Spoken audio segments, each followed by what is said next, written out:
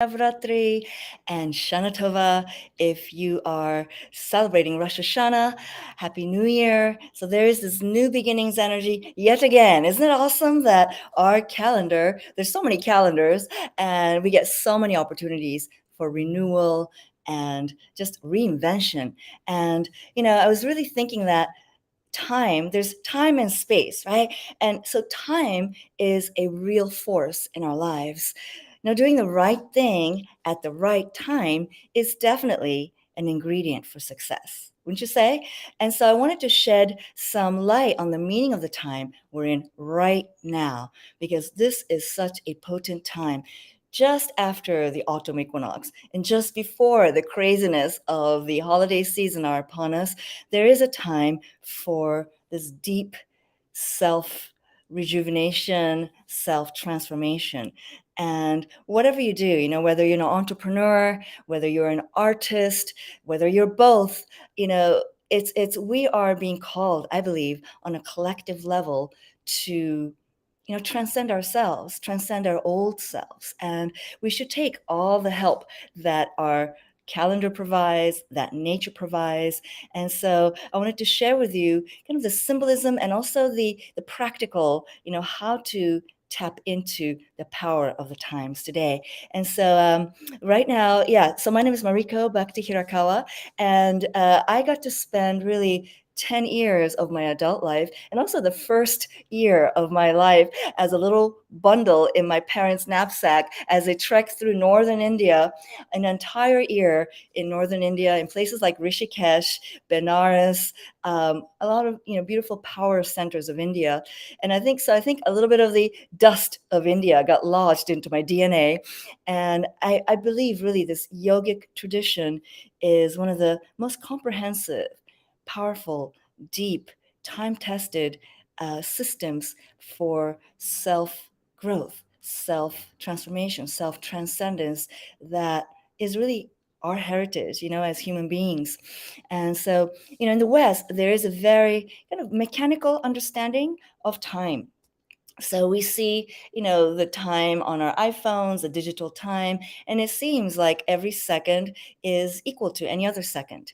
And a day is like a little empty box on a calendar, and it seems every day is equal, just 24 hours in a day. But the East sheds a different understanding of time. And in this tradition, there's an understanding that there is a kind of a waxing and waning that happens, and there are pockets of time when there is such potent energy that is available for transformation.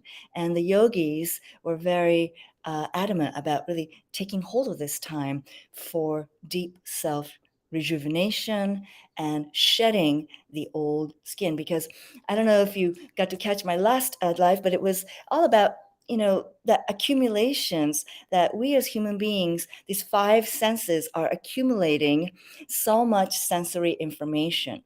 In a day, we have 100,000 thoughts, and each thought is creating a chemical reaction in our physiology. And so if we don't do a conscious releasing, rejuvenating ritual for ourselves, there is an accumulation that happens, and there's like crusts start to form, and calcification starts to happen. And before long, there is this kind of fortress of limited ways of thinking and being, and then we wonder why we're trapped in the box of our own making. And so Navratri is such a time in a way that we can break free from these shackles.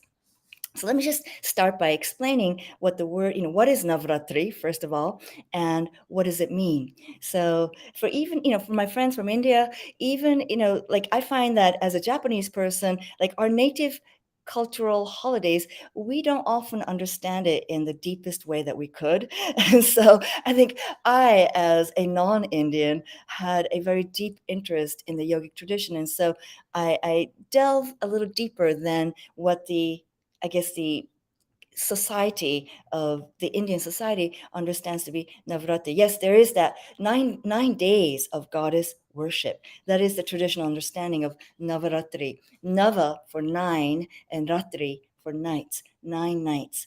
And there is a deeper meaning to the word night, the ratri, actually. So the Sanskrit syllable ra stands for solace, for a time of, getting freedom from all the stresses that we encounter during the day. Right? And tri stands for three. Right? A lot of English comes from Sanskrit, actually.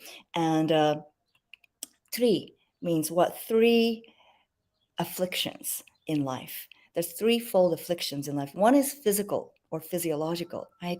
So we talked about the accumulation that happens, which leads to chronic disorders like arthritis, like atherosclerosis, like diabetes, if it's adult onset, like so many, the creaky joints, the wear and tear. These are, some of the afflictions just by being human, living on planet Earth, that we experience. And then there are also the genetic level of physical afflictions. So physical dimension is definitely a dimension of affliction. And then there's the mental dimension. Right? There's we can suffer from indecisions. We can suffer from hesitation. Right? Hesitation is a huge.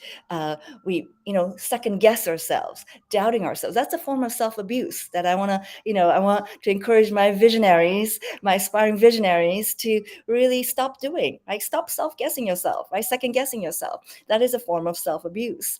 Another affliction on the mental level is holding yourselves back, right? That's another, I guess, hesitation.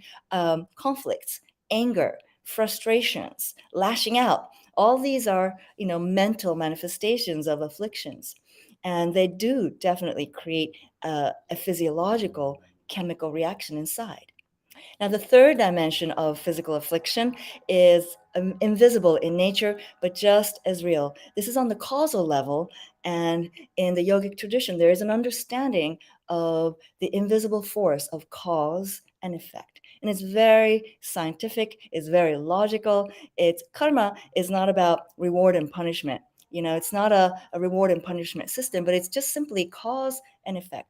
Like if I eat a, spicy hot chili, like fried chili, whatever, the spicy Indian thing, and I have, an acid indigestion, that, cause, I ate it, effect, I feel the heartburn, that is a immediate effect, almost immediate effect that you experience. But many cause and effect cycles are so vast in their trajectory that what we're experiencing now as like something that came out of nowhere, it is probably an effect of a cause that was planted decades ago, or maybe even in another lifetime. So says, the yogic doctrine of karma. So that dimension, the causality dimension, is the third dimension of afflictions. So ratri literally means solace from these threefold afflictions. No?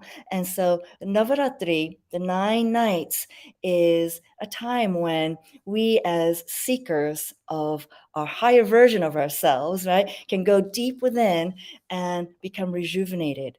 It's a gestation period to become refreshed and to become free from these afflictions that have, that we may be experiencing, maybe even right now.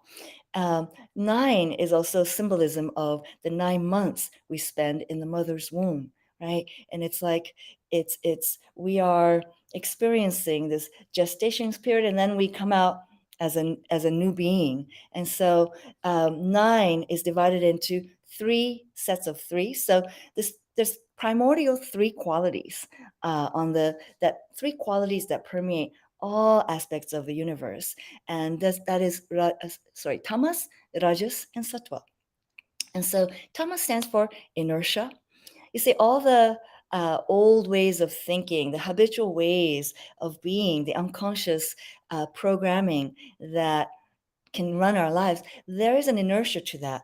There is a gravitational force to the old ways, the old habits and tendencies that we've, created, and it's got its own gravitational field.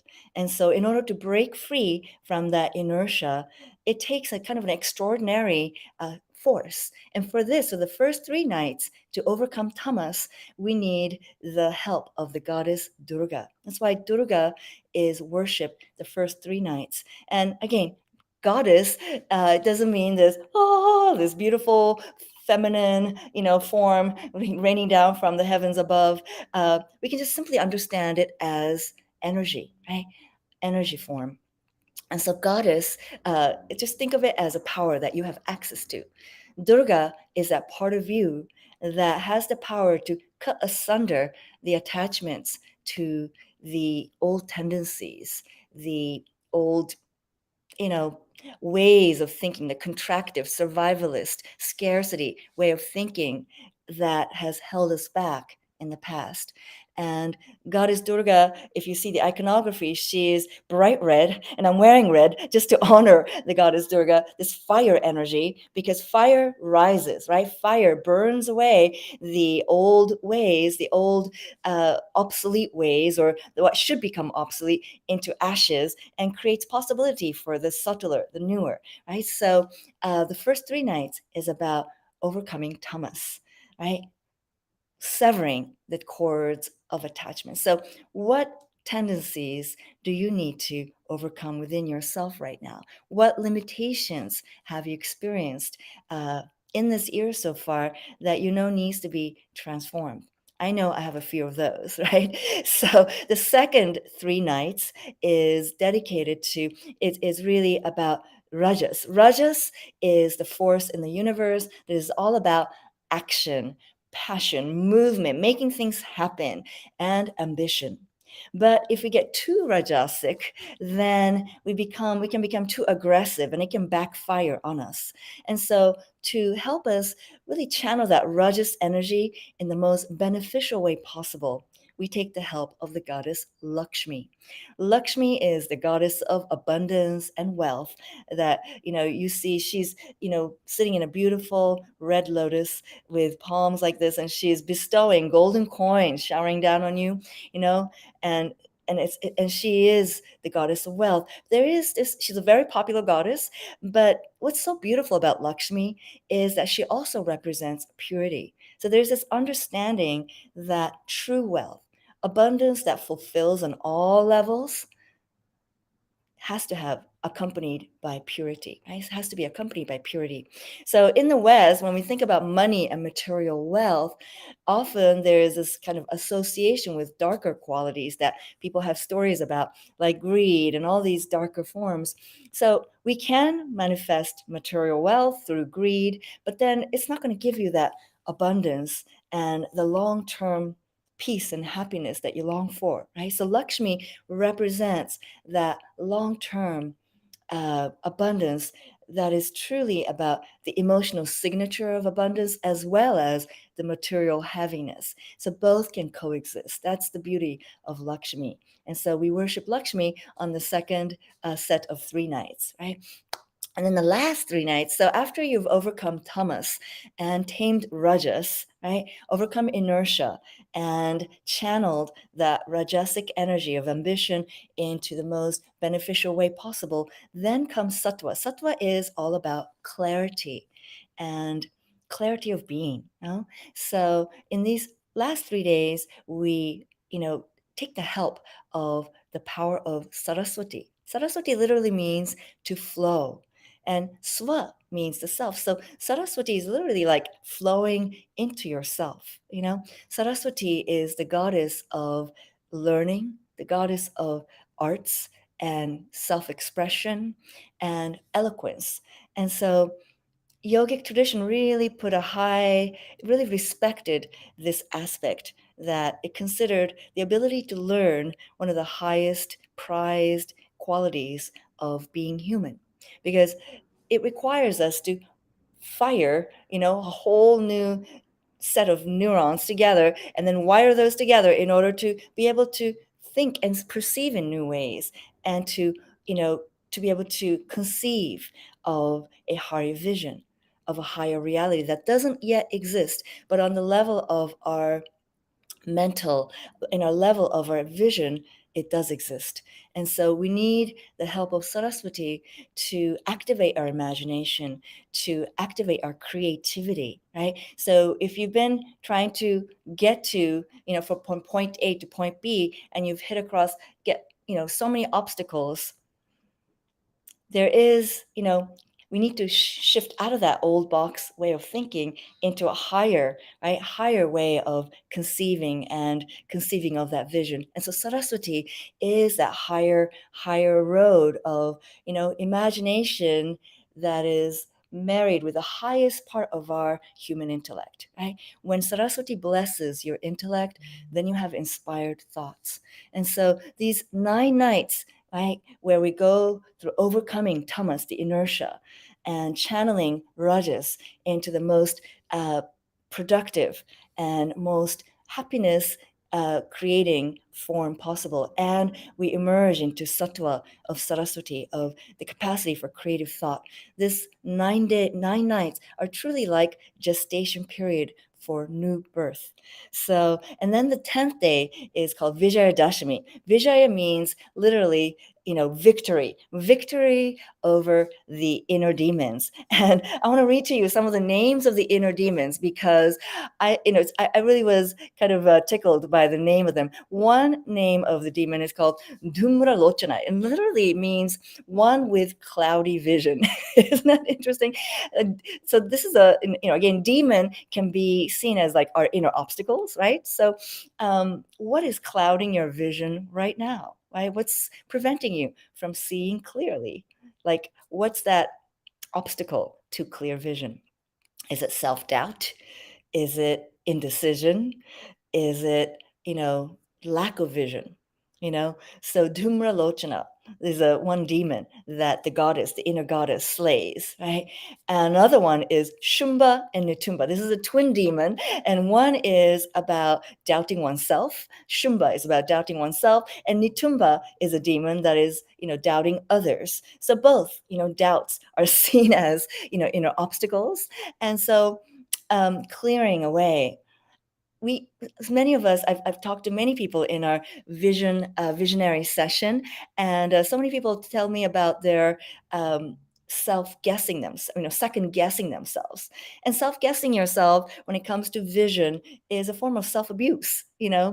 It's really, the having that belief muscle is so important.